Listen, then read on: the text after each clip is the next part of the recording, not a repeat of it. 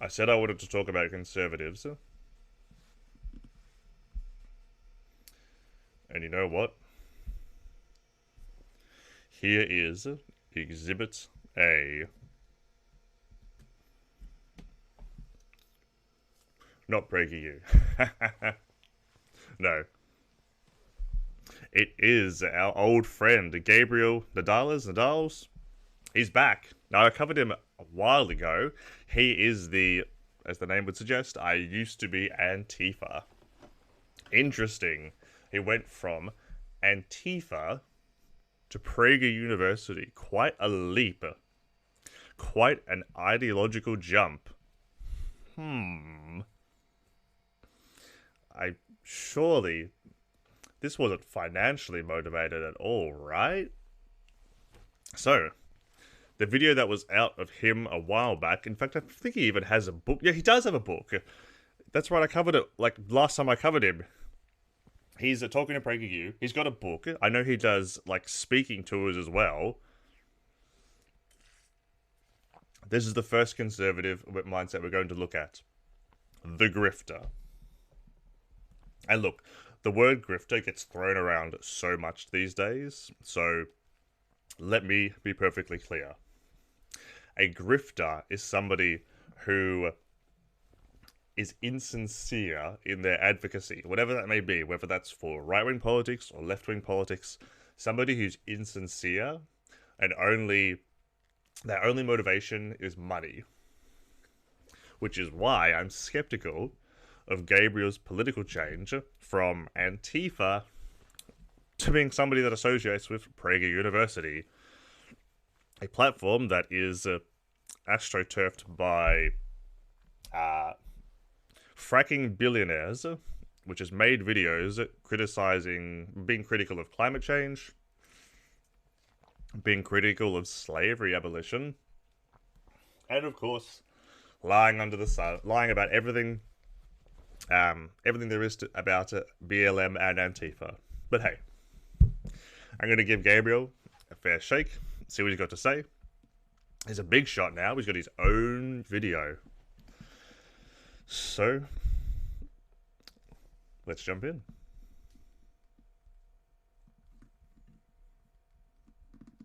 There was a time in my life when I was angry, bitter, and deeply unhappy.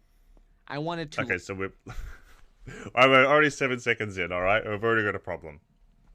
So, a lot of times, far-left radicals are characterized as angry and bitter. It's a very easy setup to then just characterize them as, or they're just dissatisfied with the system. Now, I am angry. Am I bitter? No. But why am I angry? Well, I'm angry because our politicians are inept at addressing the crisis that's affecting our planet in more ways than one. It's climate change. It's also coronavirus. So, rising income inequality. So yeah, am I angry about that? Am I in some way just inarticulate?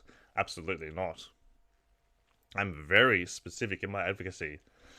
These problems have solutions, and we can do something about them. And part of that is taking to the streets in protest, but hey, there's a lot of behind-the-scenes work as well. But anyway, let's get into it for real. Jesus Christ, 1.6 million views in... fuck, 5 days? Alright. At the whole fascist system, the greedy, heartless power structure that didn't care about me or the rest of society's innocent victims. A system that had robbed, beaten, and stolen from my ancestors. The whole corrupt edifice deserved to be brought down, reduced to rubble. I was a... I know where he's going to go with this. I know where he's going. But like... Alright, hang on. perfect recruit for Antifa, the left-wing group which claims to fight against fascism. And so, I became a member. Now I was one of those who had the guts to fight against the fascists, who were exploiting disadvantaged people. I wasn't a card... He's doing... Wait, what? Oh, shit. Ah! I wasn't a card-carrying anti-fascist. There's no such thing as an official Antifa membership. Then why did you just show a picture of a card? You said you... Oh my god. I thought they were unironically going to make the card-carrying Antifa member joke. What? Oh my god. But I was ready at a moment's notice to slip on the black mask and march in what Antifa calls the Black Bloc, a cadre of other black-clad Antifa members, to taunt police and destroy property. No. Destruction of property is not one of Antifa's modus operandi. It's an unfair characterization. You're playing on people's bias. Antifa stands for anti-fascist, but that's purposely deceptive. For one thing, the very name is calibrated so that anyone who dares to criticize the group or its tactics can be labeled fascist. This It's labeled the way it is, so that's very specific in its advocacy. allows Antifa to justify violence against all who dare stand up or speak out against them. I mean, I would never dream of advocating for political violence against those with far-right ideology.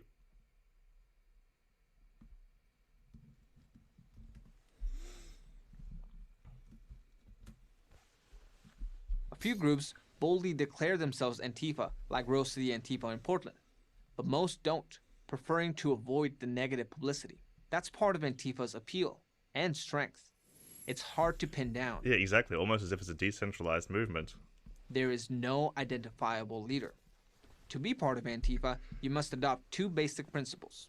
First, you have to have the mentality of an anti-fascist. And second, you must be willing to enforce that mentality. To adopt an anti-fascist mentality means to reject everything that is fascism. But that begs the question, what is fascism? While most Americans associate fascism with Nazi Germany or modern dictatorial states like Venezuela, China, and North Korea, to Antifa, fascism means Judeo-Christian values and capitalism. I knew it. Antifa is the real fascists. No, I don't think a single Antifa member would say that fascism is Judeo-Christian values. Capitalism is not fascism. It is a hierarchical system, and it can lean towards fascism depending on how centralized your system is. A highly centralized capitalist system would be more fascistic in nature, but capitalism itself is not inherently fascistic. Pretty simply, to be anti-fascist is to be anti-fascism.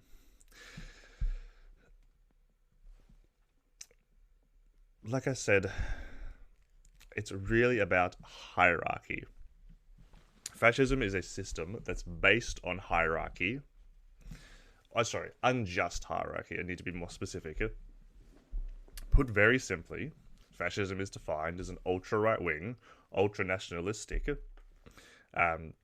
highly centralized system, highly centralized government, highly centralized economy, strong central control of the military and the secret police that endeavors to create, protect, and perpetuate unjust hierarchy. By that definition, the US is kind of close. The US has swung pretty far right in recent years, but anyway, that definition is more closer to, say, the USSR or China. Now, these are good things to oppose, but our friend here isn't interested in spreading that message. He's out here trying to argue that Antifa are just about tearing down American values. Antifa are legit the biggest classist racist bigots around. Oh, really? Are you being ironic, you kangaroo steak? I can't tell.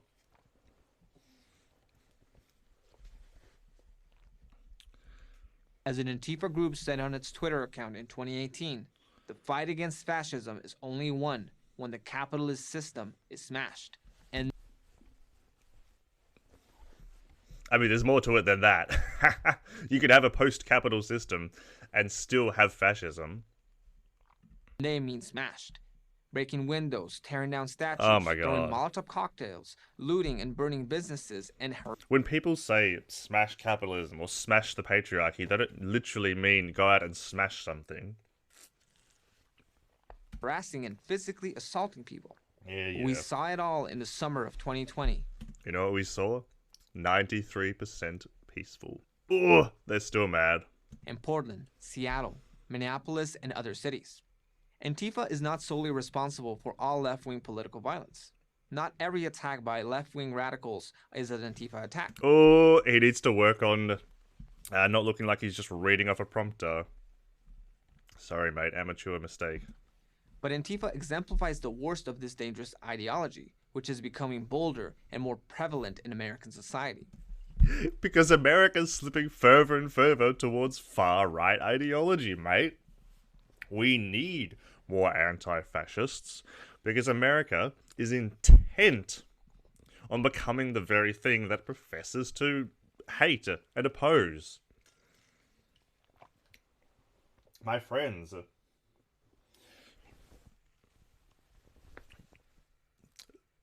these people like PragerU, they try to characterize Antifa as like Antifa are the real fascists. They're obfuscating the definition of fascism. An organization, a movement like Antifa can't be fascistic. It's dedicated to class solidarity, racial solidarity, gender solidarity. Their movement is based on egalitarianism and equity. If there's violence involved, that doesn't make them fascistic.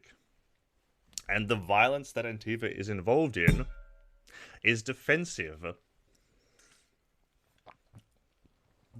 If there's violence involved in a movement that is egalitarian in nature and dedicated to equitable justice, it doesn't matter if there's violence. It's not fascistic. No, they always go on about if you're... Wait, they always go on about if you're white, you're automatically racist and must pay reparations for your forefathers' wrongdoing. And if you disagree with them on anything, they automatically brand you a what? Brand you a whore? A racist, bigot, Nazi, and attack you. Kangaroo Steak, that sounds like a bit of a straw man. I would like to see an Antifa person saying that. Now, is that what Antifa said? Or is that what some 17-year-old woke scold on Twitter has said? Joining Antifa was the worst decision of my life. How did I get out of it? Like anyone who gets out of something bad, I encountered something good. Uh-oh. The very system that I had sought to destroy. Friends. People who turned out to be my What? real friends. The system I'd sought to destroy, friends. Like, Antifa's like, you're not allowed to have friends in our post-capital system. What is this? This is pathetic. This characterization as this boogeyman under the bed. Pointed me to challenging thinkers like Milton Friedman, Thomas Oh, Sowell, God. and Ben Shapiro. And eventually organizations like the Leadership Institute and PragerU. What a dupe.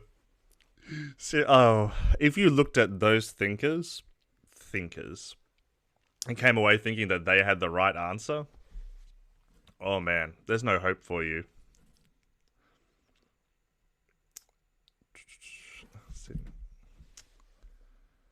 I'll have to check that later.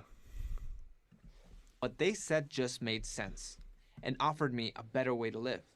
Antifa and the radical left did not care about building a better society. They cared about control. Well, a better society. There's a quote from Thomas Sowell that goes something like, liberalism is totalitarianism with a human face. Interesting quote. I'll remind everyone that liberal values are democracy, fraternity, equality, justice. Don't sound very totalitarian to me. Sound like a bit of a mischaracterization. It could only offer me more anger, bitterness, and unhappiness. I always expected to keep my past a secret, But as I saw cities around the country struggling against the rise of left-wing political violence, while left-wing and even liberal politicians said nothing, I knew I had to speak up. If people like me... Well, no shit. I'll remind everyone again. Well, remind everyone as well that the First Amendment gives people the right to protest. And last summer, American summer, so June last year, we saw an overwhelming number of peaceful protests in which Antifa was involved. An overwhelming number of peaceful protests where the ones where violence did kick off, the vast majority of that violence was initiated by the police. Antifa is not an aggressive organization. Antifa is a movement that's defensive. Antifa, like if there's some right-wing protest, Antifa is going to be there to counter-protest. If there's a protest like BLM, Antifa is going to be their supporter, and probably to act as a defensive structure.